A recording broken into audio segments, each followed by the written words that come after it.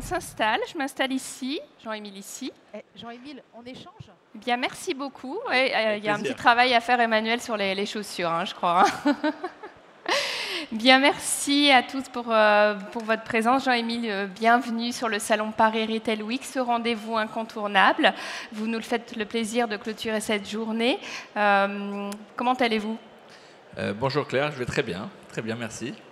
Alors, vous êtes ici pour nous parler de Pixmania, qui est à présent une marketplace. On va parler de financement, de sustainability, de spécialisation, comment Pixmania s'inscrit dans les nouveaux modes de consommation. Jean-Émile, juste, est-ce que vous pouvez revenir, pour ceux qui ne vous connaîtraient pas, sur le succès majeur de Pixmania, du géant du e-commerce français dont vous êtes le CEO, mais aussi le cofondateur? Oui, très bien. D'abord, je reviens pour la première fois depuis longtemps dans ce salon qui ne s'appelait pas Paris Retail Week, c'était plutôt le salon du e-commerce même. Tout à fait. À l'époque. Et je suis heureux de voir qu'il y a encore plus de monde qu'avant, plus d'exposants. C'est très intéressant. J'ai passé l'après-midi et j'ai fait de très bonnes rencontres. Maintenant, si je dois revenir il y a une vingtaine d'années, il n'y avait pas autant d'exposants. Pour Pixmania numéro 1, oui. Quand on a fondé en 2000 avec mon frère Pixmania, parce qu'il n'y avait pas, on va dire, l'e-commerce sur étagère. Il n'y avait pas Shopify, il n'y avait pas PrestaShop, il n'y avait pas Miracle, il n'y avait pas toutes ces solutions de paiement. Tous ces géants. Tous ces géants maintenant, toutes ces grosses sociétés. Même, hein. Exactement. Ouais. Donc c'est super intéressant. Alors si on revient sur Pixmania entre 2000 et 2012, c'est là où on a œuvré avec mon frère quand on a démarré. On a démarré sur le tirage photo par Internet au tout début des appareils photo numériques. Donc ça remonte. C'est il y a 22 ans maintenant, 21 ans.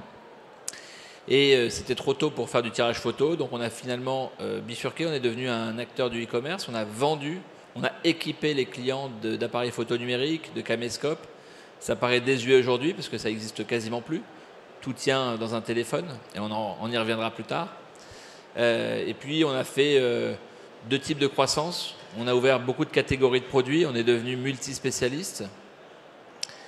Et on a ouvert beaucoup de géographies. Donc on s'est étendu dans 26 pays. Très rapidement, au bout de 2 ans, on était dans une dizaine de pays. On faisait les 2/3 de notre chiffre d'affaires en dehors de France. Comment vous avez fait une croissance aussi rapide? On en parlait tout à l'heure. J'étais avec Vinted qui me parlait de ses ratés aussi, alors qu'aujourd'hui c'est un véritable succès, mais enfin, c'est exceptionnel. Alors si on revient au début de Pix, on est arrivé pas du tout les premiers. Il y avait déjà Cdiscount à l'époque, Rue du Commerce.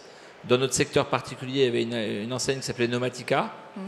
Mais à l'époque, on pouvait faire des sites qu'on appelait des sites listing. Donc on mettait des listes de produits, on prenait des commandes, on allait voir les fournisseurs, on passait commande aux fournisseurs qui nous livraient, on livrait le client sous 5, 7 jours, 15 jours. Et quand Pix est arrivé, on arrivait avec une offre qui était très différente en fait pour l'époque, très différenciante. On a racheté un grossiste dans le monde de la photo et de la vidéo, qui avait des stocks, qui avait des relations fournisseurs. En fait, on avait de quoi disrupter le marché. Et finalement, on avait des bons prix d'achat, on avait du stock, on livrait en 24-48 heures, ce qui n'existait pas à ce moment-là. Et on a pris de vitesse pas mal de monde comme ça. Est-ce que ce pas de côté, parce que c'est pas forcément quelque chose qu'on dînait au fond, est-ce que ça vous a aidé, ça vous a propulsé? Ça a été aussi une tentative d'avancer plus vite? Ce quoi, pardon? Ce petit pas de côté, j'ai envie de dire. En fait, non, ce qu'il faut, c'est savoir analyser le marché et voir comment on peut réussir finalement à exister. Pourquoi nous? Pourquoi arriver sur un marché? Et ça, c'était en tout cas un des moyens de le faire. On n'y réfléchit pas forcément en amont. Ça arrive, il faut essayer d'écouter. Et on a eu cette opportunité. Et c'est effectivement ça qui nous a fait faire une grosse différence sur le marché. Après, dans les autres choses qui étaient très importantes chez Pixmania, on a été très précurseurs. C'est comme on était sur beaucoup de pays, beaucoup de familles de produits. On a découvert des choses un peu à l'avance. On suivait Amazon en avance parce qu'on avait l'Allemagne et l'Angleterre. On les voyait très forts. On voyait ce qui se passait dans toute l'Europe. Et rapidement aussi, on a appris ce qu'était à l'époque e-spotting, qui est devenu après Google, les AdWords. Et tout ça, on a développé à l'époque plus d'une vingtaine de métiers en interne chez nous. On n'avait pas le choix, il n'y avait pas ça sur étagère. Donc ça, c'était Pixmania numéro 1, 26 pays, 1500 collaborateurs, près d'1 milliard de chiffre d'affaires à l'époque, en quelques années, et une vingtaine de métiers. Et les équipes, elles étaient situées principalement où? Alors à Paris, avenue de la Grande Armée, on avait près de 750 personnes à la fin, 30-35 nationalités, donc ça c'était très sympa. Et on avait une logistique, on avait plus de 100 000 m². Aujourd'hui, ça ne paraît pas si énorme que ça, mais à l'époque c'était très gros. Puis on avait quelques pays où on avait quelques équipes. Mais c'est plutôt très centralisé pour l'Europe à Paris. D'accord, ce qui n'est pas forcément la stratégie aujourd'hui des marketplaces. On a eu l'occasion d'en parler avec Vinted et de la délocalisation aussi, et de la stratégie aussi parfois propre à chaque pays pour pouvoir réussir. Alors aujourd'hui, on le ferait probablement un petit peu différemment. Déjà, on n'était pas une marketplace au début, on est devenu marketplace dans les tout premiers. En 2007, on a lancé notre marketplace. Oui. À l'époque, il fallait éduquer, il y avait beaucoup de choses à faire. Mais on avait quand même des présences dans les pays, dans les gros pays, en Espagne, au Portugal, en Italie, en Angleterre, en Suède, tout ça, on avait des présences. Maintenant, aujourd'hui, nous, dans le nouveau Pixmania dont on parlera un petit peu après, ça reste quand même très facile de rester centralisé pour le corps. Et puis après, la communication doit être quand même très locale. D'accord. Alors, il y a environ 1 an, vous avez décidé de relancer Pixmania. En la transformant donc en une nouvelle plateforme de vente de produits, mais aussi de services dans l'univers du mobile. Comment est-ce que vous avez fait ce choix? Et alors, pourquoi surtout? Donc, on a fait Pixmania 2000-2012. Après Pixmania, on ne s'est pas retourné. On est parti, on a vendu à un groupe qui s'appelait Dixons, un groupe anglais. Oui. Et on est parti vers d'autres aventures qui nous ont amené en juin 2020 à avoir notre réseau de magasins qui s'appelait The Case fermé. Oui. À cause du Covid, nos ventes web qui commençaient à être de plus en plus fortes. Et on s'est dit, quelle marque il nous faudrait pour pouvoir aller plus loin sur Internet. On commençait à vendre des téléphones reconditionnés sur des plateformes telles que Cdiscount, Amazon, Back Market. Et on s'est dit, c'est quand même très puissant. Pourquoi ne pas retourner par là? Maintenant, 8 ans, c'est pas retourné sur Pix. Je tape Pixmania, je regarde qu'est-ce que ça devient. Et là, je me rends compte qu'il n'y a plus de produits sur le site. Il reste 3 produits. Ça paraît mort. J'appelle le service client, quasiment une fin de vie. J'avais fait 2-3 coups de fil. On me dit, figure-toi que le lendemain du confinement, de l'annonce du confinement, ils ont été en liquidation. Et dans 15 jours, ça passe au tribunal. Et là, je dis, c'est peut-être l'occasion. Ça fait 8 ans qu'on ne s'est pas retourné. Comme par hasard, là, au moment où on regarde, on peut racheter la marque au tribunal. C'est ce qu'on a fait. On a déposé un dossier. 15 jours plus tard, on avait le go pour acheter la marque uniquement. Maintenant, on ne savait pas ce qu'était devenue la marque. Donc la première des choses que l'on a faites, finalement, c'est une étude de marque. D'accord. Et là, en découle pas mal de choses. Mais... Donc étude de marque, une vraie notoriété. Oui. En fait, on se rend compte que la marque a 38% de taux de notoriété. Oui. Avec tous les types d'âge. Donc les moins de 25 ans qui ne nous connaissent pas, les plus de 40 ans qui nous connaissent beaucoup, à plus de 55%. C'est 5 ou 6 fois plus fort que la marque The Case. C'est aussi fort que la marque Back Market il y a 2 ans. C'est 15% en dessous de Cdiscount avec tout ce que ça comporte. Et donc on se dit, ça vaut peut-être le coup de redémarrer avec cette marque parce qu'un euro investi touchera plus de monde. Les attributs de la marque étaient bons. Et comme on voulait faire un projet autour de la marketplace et dans le mobile, tous les attributs de la marque étaient bons pour ce projet-là. Donc on s'est dit, banco, on y va. Ok, donc aujourd'hui vous êtes une marketplace. Que propose cette marketplace? Je vais laisser passer l'annonce. Jean-Émile Rosenblum, cofondateur et CEO de Pixmania, sur les nouveaux modes de consommation en salle plénière. Merci. Donc je disais, que propose cette marketplace et quel est son positionnement? Alors, en fait, depuis quelques années, on avait un positionnement sur les accessoires de téléphonie, sur la réparation des téléphones, sur les téléphones reconditionnés et finalement sur le monde du mobile. Et donc, on s'est dit, qu'est-ce qui manque aujourd'hui dans ce marché-là, qui est un marché qui est un très gros marché? Et qu'est-ce qui marche aujourd'hui dans les modes de consommation?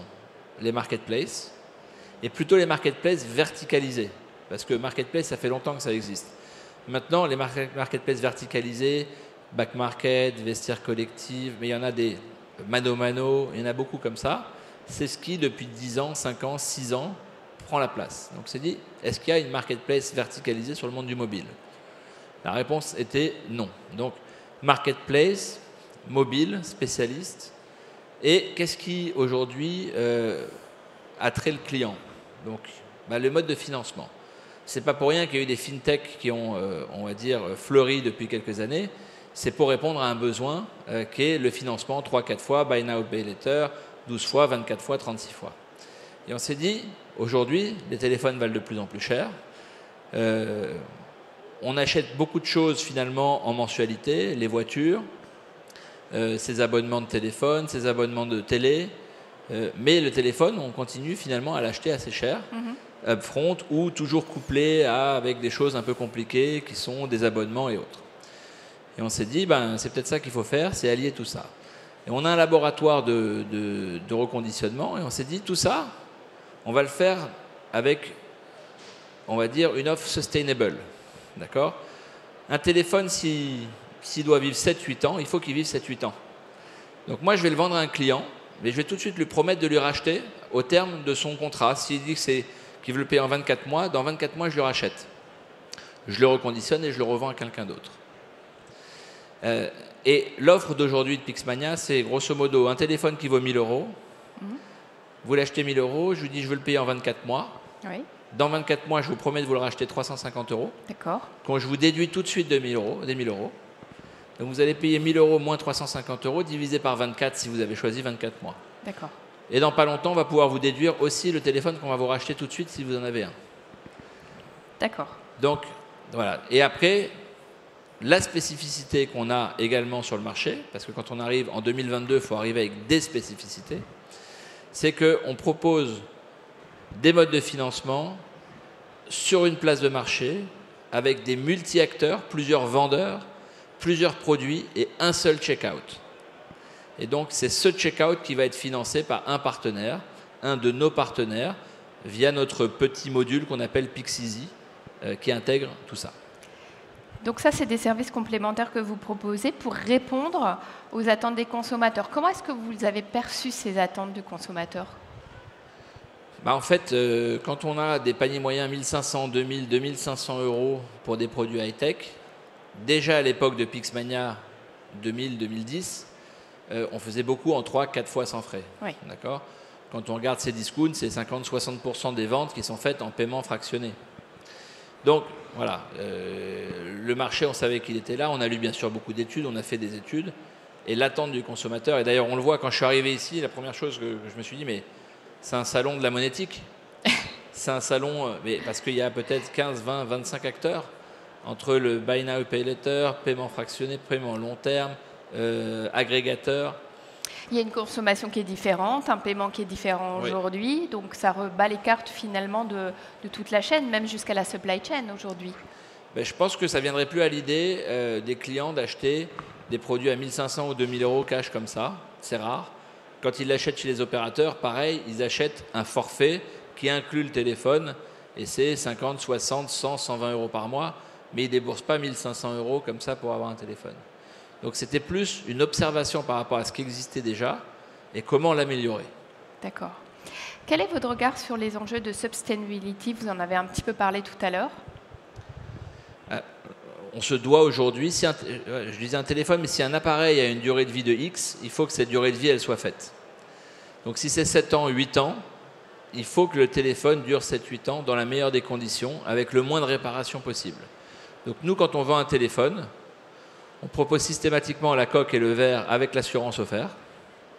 Comme ça, quand il revient, il est en grade qu'on appelle grade A ou A+. Comme ça, on ne va pas avoir besoin de le décortiquer, de changer, de le réparer pour pouvoir le revendre.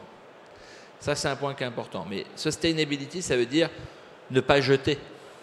Ne pas jeter des produits qui demandent de produire beaucoup finalement de déchets pour pouvoir produire un téléphone. Et donc ça, on le fait depuis longtemps. On fait des dizaines de milliers de pièces, même des centaines de milliers de pièces par an de téléphones reconditionnés dans notre laboratoire. Et on sait ce qu'on arrive à sauver avec ça. Donc c'est ça, sustainability. C'est faire durer le produit le plus longtemps possible C'est sans avoir à le accompagner le jeter. consommateur aussi Exactement. dans cette démarche-là. Et c'est pas grave, il n'y a pas besoin de culpabiliser le consommateur. Celui qui va acheter un produit neuf, qu'il achète son produit neuf. Mais ce produit neuf, il faut qu'il ait une deuxième, une troisième, une quatrième vie. Exactement, c'est ça, oui. Et il y en a pour tous les budgets. Celui qui veut acheter, qui a les moyens de mettre, ou qui ne veut mettre, il a les moyens de mettre plus, mais qui veut mettre que 250 € dans son téléphone, eh bien très bien. Il aura un iPhone de 4e génération, Ouais. qui marche toujours. Et c'est pas important pour lui que ce soit la première génération. C'est vrai que cette notion de culpabilité, on en parlait cet après-midi. Il y a une notion aussi de positif aussi autour du green. Qu'est-ce que vous en pensez sur le côté, il faut acculturer aussi les gens à acheter sans pour autant les culpabiliser? Moi, je pense que c'est très important de penser positif et de communiquer positivement là-dessus. Il faut éduquer, il faut montrer les enjeux de faire quelque chose, mais de dire c'est pas bien ce que tu fais, c'est pas bien de prendre l'avion, c'est pas bien de pas prendre le train pour aller faire un match de foot, c'est pas bien tout ça. Je pense que c'est contre-productif et finalement c'est clivant. Alors que, bon, a priori, tout le monde est pour faire en sorte que la planète dure le plus longtemps possible, que nos enfants n'aient pas 4 degrés de plus en moyenne sur Terre dans 30 ans. Ça, c'est un but qui est commun. Mais ça ne sert à rien de pointer du doigt les uns et les autres. Il faut trouver des solutions plus long terme. Nous, à notre petite échelle, on va essayer de le faire sur des produits d'électronique qui sont quand même assez gâchés, assez gaspillés jusqu'à maintenant. Maintenant, il ne faut pas se leurrer. Ça marche sur des produits qui valent plus de 300-400 €, 500 € neufs, pour qu'il y ait un cycle de vie qui permette de recycler et de revendre. On ne peut pas le faire sur tout. Sur le reste, on va essayer de montrer le mieux possible sur notre site ceux qui jouent le jeu, consommation locale, production locale, ceux qui ont au fur et à mesure, on va essayer de rajouter des emballages Quand plastiques. vous parlez de ceux, c'est vos vendeurs, c'est ça? Oui, les vendeurs, Ouais. les vendeurs de la marketplace. On va essayer de les catégoriser. En tout cas, faire en sorte que celui qui joue le jeu soit un peu mieux mis en avant que celui qui ne joue pas le jeu. Aujourd'hui, on n'a que des vendeurs européens, plutôt français et européens. Maintenant, si c'est un vendeur asiatique qui joue le jeu et qui a une présence locale et qui a que du papier plutôt que du plastique dans ses emballages, pourquoi pas? Très bien. Une dernière question, Jean-Émile. Quels sont les next steps, en tout cas les projets d'avenir, je dirais? Alors, il y a beaucoup de travail. Déjà, la première step, c'était de commencer à monter une bonne équipe. On a recruté beaucoup de monde sur ces derniers mois. On a déjà plus de 65 personnes qui travaillent chez Pixmania. C'est de se préparer à ouvrir d'autres pays. Et pour ça, il faut être bon sur nos bases. Donc, offrir toute la palette de financement possible, la plus facilement possible, le moins de clics possible pour nos clients. Avoir une belle offre. Aujourd'hui, on a 55 000 produits déjà live sur notre site, avec plus de 85 partenaires qui sont branchés. Le but, c'est d'en avoir plutôt quelques centaines de milliers, avec quelques centaines de partenaires. Vous connaissez le nombre de vendeurs ou pas? Alors ça, c'est 85 vendeurs. 85 vendeurs. Alors, mais qui représentent plutôt déjà 500 marques différentes. C'est ça, ok. Et plus de 55 000 produits. D'accord. Donc, en stock, disponibles, achetables sur Pixmania. Donc le next step, c'est de grandir le catalogue, grandir géographiquement, proposer plus d'offres, proposer le trade-in et le forward trade-in, c'est-à-dire le rachat de vos produits en amont et en aval de la vente sur toutes les familles de produits que l'on adresse. Ça, c'est du travail parce qu'il faut savoir les récupérer, les recycler et les remettre à la vente. Voilà, c'est toutes les étapes que nous travaillons. Et tout ça avec une équipe qui, pour le moment, est réduite. Donc, un défi de taille de plus. Exactement. Pour vous. Merci beaucoup, Jean-Émile. Est-ce que vous avez des questions à poser par le micro ou sinon, on peut poursuivre les échanges juste après en descendant de la scène si vous le souhaitez? Pas pour le moment, j'ai l'impression. Donc, merci beaucoup en tout cas, Jean-Émile, pour votre venue et votre retour sur le salon Paris Retail Week. Merci beaucoup. Merci beaucoup.